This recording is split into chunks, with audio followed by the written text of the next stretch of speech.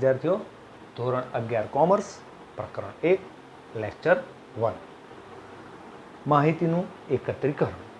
જેનો સૌથી પહેલો મુદ્દો આપણે જોવાનો છે એ છે આંકડાશાસ્ત્રનો વિકાસ અને ઉદ્ભવ. આ મુદ્દામાં, આ પ્રશ્નમાં, આ વિષયમાં કઈ કઈ બાબતોનો સમાવેશ થાય છે એની આપણે ચર્ચા કરીશું. આ પ્રશ્નના ઉત્તરમાં આપણે જુદા જુદા સમયગાળામાં આંકડાશાસ્ત્રના ક્ષેત્રમાં કયા કયા દેશો દ્વારા કયા કયા પ્રકારના યોગદાન અપાયા છે એના વિશેની આપણે ચર્ચા કરવાની છે. તો સૌપ્રથમ ઈસુના જન્મ પૂર્વેના વર્ષ 321 થી 296 દરમિયાન મૌર્ય સામ્રાજ્યના સમયથી જ આંકડાશાસ્ત્રના ક્ષેત્રમાં ભારતનું ખૂબ મોટું યોગદાન અને પ્રદાન રહ્યું છે. ત્યાર પછી ઈસવીસન 1596 થી 1597માં મોગલ સમ્રાટ અકબરના શાસનમાં અબુલ ફઝલ રચિત આયને અકબરી નામના પુસ્તકમાં મોગલ સામ્રાજ્યની વહીવટી અને મુલકી સેવાઓને અનુરૂપ ઉચ્ચ આંકડાશાસ્ત્રીય પદ્ધતિઓનો ઉલ્લેખ થયેલ છે. ઈસવીસન પૂર્વે 321 થી 296 દરમિયાન મૌર્ય સામ્રાજ્યથી જ આંકડાશાસ્ત્રના ઉપયોગની માહિતી છે અને 1596 થી 1597ના સમયગાળા દરમિયાન મોગલ સમ્રાટ અકબરના શાસનમાં અબુલ ફઝલ રચિત આયને અકબરી નામના પુસ્તકમાં તે સમયની, તે સામ્રાજ્યની વહીવટી અને મુલકી સેવાઓ, વહીવટી એટલે વ્યવસ્થાપનની સેવાઓ અને મુલકી એટલે દેશમાં, રાજ્યમાં, એના સામ્રાજ્યમાં જે કોઈ પણ પ્રકારના કરવેરા ઉઘરાવવામાં આવતા, એના બદલામાં લોકોને સેવા આપવામાં આવતી એવી મુલકી સેવાઓને અનુરૂપ ઉચ્ચ આંકડાશાસ્ત્રીય પદ્ધતિનો ઉલ્લેખ થયેલો જોવા મળ્યો છે. ત્યારબાદ ઈસવીસન 1749માં ગોટફ્રીડ એકેનવોલ નામના વ્યક્તિએ, જર્મન વ્યક્તિ, રાજ્યને લગતી માહિતીનું પૃથ્થકરણ કરવા સૌ પ્રથમવાર જર્મન શબ્દ સ્ટેટિસ્ટિકનો ઉપયોગ કર્યો. અહીં જે માહિતી હું લખી રહ્યો છું આંકડાશાસ્ત્રના વિકાસ અને ઉદ્ભવમાં, એમાં જે કોઈ પણ ટોપિક્સ આવી રહ્યા છે એના એક શબ્દી અથવા એક શબ્દમાં જવાબ આપો, ટૂંક જવાબી એવા પ્રશ્નો પૂછાય છે. જેમ કે પૂછાય તમને કે મુગલ સમ્રાટ સમયના કયા પુસ્તકમાં સામ્રાજ્યની વહીવટી અને મુલકી સેવાઓને અનુરૂપ ઉચ્ચ આંકડાશાસ્ત્રીય પદ્ધતિનો ઉલ્લેખ થયેલો છે? તો આયને અકબરીમાં. આયને અકબરી કોણે રચ્યું હતું? તો અબુલ ફઝલે. ભારતમાં આંકડાશાસ્ત્રનું પ્રદાન કયા સમયથી છે? તો ઈસવીસન પૂર્વે 321 થી 296 મૌર્ય સામ્રાજ્યના સમયથી આંકડાશાસ્ત્રમાં પ્રદાન જોવા મળેલું છે. સ્ટેટિસ્ટિક શબ્દનો સૌપ્રથમ ઉપયોગ કોણે કર્યો? તો ગોટફ્રીડ એકેનવોલે. તો આ પ્રમાણે ટૂંક જવાબી પ્રશ્નો પણ પૂછાઈ શકે છે. 1750 સુધી સંભાવનાયુક્ત કલ્પનાઓના ઉપયોગ સિવાયના પૃથ્થકરણ માટે જ આંકડાશાસ્ત્રનો ઉપયોગ થતો હતો. સંભાવનાયુક્ત કલ્પનાઓ સિવાયના, સંભાવનાયુક્ત કલ્પનાઓના ઉપયોગ સિવાયના પૃથ્થકરણ માટે, કે જ્યાં ભવિષ્યમાં જે તે ઘટનાઓને આધારે કોઈ ચોક્કસ પ્રકારની અન્ય ઘટનાઓની સંભાવનાઓ વિશે કલ્પના કરવી, તેવો ઉપયોગ આંકડાશાસ્ત્રમાં નહોતો થતો. માત્ર માહિતીના પૃથ્થકરણ માટે ઉપયોગ થતો હતો. આમ 18મી સદી સુધી પદ્ધતિસર માહિતી એકત્રિત કરવા માટે જ આંકડાશાસ્ત્રનો ઉપયોગ થતો હતો. 1797માં એન્સાઇક્લોપીડિયા ઓફ બ્રિટાનિકામાં આંકડાશાસ્ત્ર શબ્દનો ઉપયોગ થયેલો જોવા મળ્યો હતો. આ એન્સાઇક્લોપીડિયા એટલે શું? તો એને જ્ઞાનકોશ કહેવાય. એનો અર્થ થાય જ્ઞાનકોશ. એન્સાઇક્લોપીડિયા ઓફ બ્રિટાનિકા બ્રિટનમાં બનેલું એક જ્ઞાનકોશ, એક પુસ્તક છે. એક પુસ્તક એટલે એક ચોપડી ના હોય. આ પુસ્તક એ ઘણા બધા નાના નાના પુસ્તકોનો એક સમૂહ હોય. એના ઘણા ઘણા વિભાગ હોય. જેમ કે 12મા ધોરણમાં આંકડાશાસ્ત્ર વિષય ભાગ 1, ભાગ 2 આવે, એમ એન્સાઇક્લોપીડિયા ઓફ બ્રિટાનિકા ઘણા બધા ભાગોનો સમૂહ છે.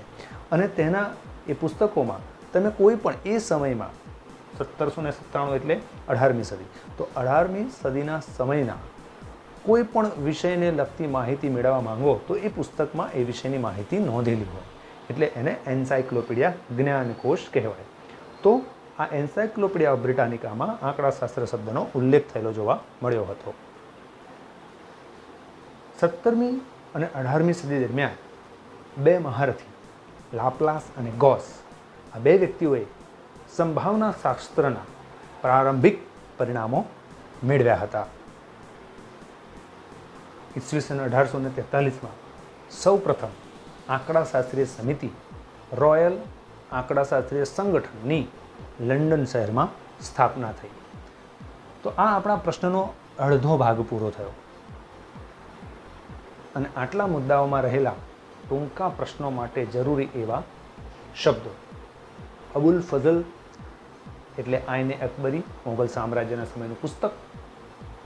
ગોટફ્રીડ એકેનવોલ, સ્ટેટિસ્ટિક, જર્મન શબ્દ સ્ટેટિસ્ટિકનો સૌપ્રથમ ઉપયોગ.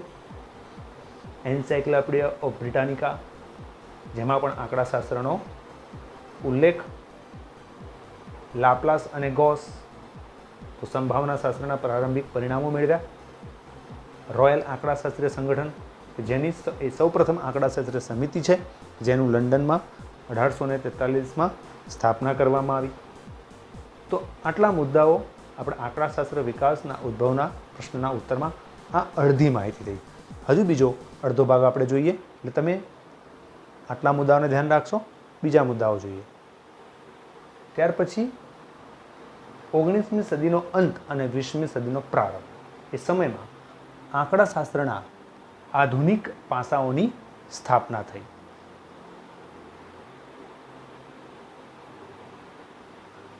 ગાલ્ટન અને કાર્લ પિયર્સને ગાણિતીય આંકડાશાસ્ત્રનો ઉપયોગ વિજ્ઞાન, ઉદ્યોગ અને રાજકારણમાં કર્યો. કાર્લ પિયર્સન એ ગાણિતીય આંકડાશાસ્ત્રના રચયિતા હતા. તેમણે ઈસવીસન 1911માં લંડન ખાતે યુનિવર્સિટી અને કોલેજમાં સૌ પ્રથમ યુનિવર્સિટીના આંકડાશાસ્ત્ર વિભાગની સ્થાપના કરી હતી. ઈસવીસન 1910થી 1920માં ગોસેટ અને ફિશરે લઘુનિદર્શ માહિતી માટે આધુનિક આંકડાશાસ્ત્રીય વિજ્ઞાનની રચના કરવાનો પ્રારંભ કર્યો હતો. ફિશરે જીનેટિક્સ, બાયોમેટ્રી, મનોવિજ્ઞાન, શિક્ષણ, ખેતી જેવા ક્ષેત્રોમાં આંકડાશાસ્ત્રનો ઉપયોગ કર્યો અને આંકડાશાસ્ત્રના પિતા તરીકે જાણીતા થયા. જીનેટિક્સ એટલે રંગસૂત્રોના આધારે જોવા મળતા લક્ષણોમાં આવતી વારસાગતતા. બાયોમેટ્રી પણ એ જ મુદ્દાનો, એ જ ક્ષેત્રનો અભ્યાસ છે. મનોવિજ્ઞાન, શિક્ષણ, ખેતી જેવા ક્ષેત્રોમાં આંકડાશાસ્ત્રનો ઉપયોગ ફિશરે કર્યો હતો અને માટે તેઓ આંકડાશાસ્ત્રના પિતા તરીકે જાણીતા થયા હતા. ઈસવીસન 1930 ઈ પિયર્સન અને જે નોમાન આ વ્યક્તિઓએ સંયુક્ત કાર્ય કરી આંકડાશાસ્ત્રના ક્ષેત્રમાં શોધાયેલી અગાઉની રચનાઓમાં સુધારણા કર્યા અને આમ ઉત્તરોત્તર આંકડાશાસ્ત્રની આધુનિક પદ્ધતિઓમાં વિકાસ થતો રહ્યો. તો અહીં આપણો આંકડાશાસ્ત્રના વિકાસ અને ઉદ્ભવનો સંપૂર્ણ મુદ્દો પૂરો થાય છે. અને આ જે અડધો ભાગ જો પ્રશ્નનો મેં લખ્યો છે, આગળ અડધો ભાગ સમજાવ્યો, તેમાં અગત્યના શબ્દો મેં કહ્યા હતા. અહીંયા પણ અગત્યના કેટલાક શબ્દો છે, એ આપણે જોઈએ. તો અગત્યના શબ્દો છે અહીંયા ગાલ્ટન અને પિયર્સન. તો તેમણે આંકડાશાસ્ત્રના ક્ષેત્રમાં શું પ્રદાન આપ્યું? તો ગાણિતીય આંકડાશાસ્ત્રનો ઉપયોગ એમણે વિજ્ઞાન, ઉદ્યોગ અને રાજકારણમાં કર્યો હતો. ગાણિતીય આંકડાશાસ્ત્રના રચયિતા કોણ હતા? તો કાર્લ પિયર્સન હતા. સૌ પ્રથમ યુનિવર્સિટીના આંકડાશાસ્ત્ર વિભાગની સ્થાપના કોણે અને ક્યાં અને ક્યારે કરી? તો કાર્લ પિયર્સને કરી 1911માં. લંડન ખાતે યુનિવર્સિટી અને કોલેજમાં સૌ પ્રથમ યુનિવર્સિટીના આંકડાશાસ્ત્ર વિભાગની રચના કરી. ગોસેટ અને ફિશરનું કાર્ય જણાવો, એમનું પ્રદાન જણાવો. તેમણે લઘુ નિદર્શ માહિતી માટે આધુનિક આંકડાશાસ્ત્રીય વિજ્ઞાનની રચના કરવાનો પ્રારંભ કર્યો. પ્રશ્ન એમ પણ પૂછાઈ શકે છે, આધુનિક આંકડાશાસ્ત્રીય વિજ્ઞાનની રચના કરવાનો પ્રારંભ કોણે કર્યો? તો ગોસેટ અને ફિશરે કર્યો. આ લઘુ નિદર્શ શું છે તો એના વિશે આપણે આગળના અભ્યાસમાં જોવાના છીએ. ફિશર, એનું કાર્ય જણાવો આંકડાશાસ્ત્રના ક્ષેત્રમાં. તો ફિશરે એક તો ગોસેટ સાથે તો આંકડાશાસ્ત્રીય વિજ્ઞાનની, આધુનિક આંકડાશાસ્ત્રીય વિજ્ઞાનની રચના કરવાનો પ્રારંભ તો કર્યો જ, પણ સાથે સાથે એનું વ્યક્તિગત પ્રદાન શું છે?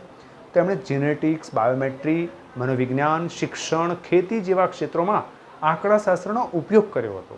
પ્રશ્ન એવો પૂછાઈ શકે છે કે જીનેટિક્સના ક્ષેત્રમાં આંકડાશાસ્ત્રનો ઉપયોગ કોણે કર્યો? તો ફિશરે કર્યો હતો. એ જ રીતે આંકડાશાસ્ત્રના પિતા તરીકે કોણ જાણીતા છે? તો ફિશર.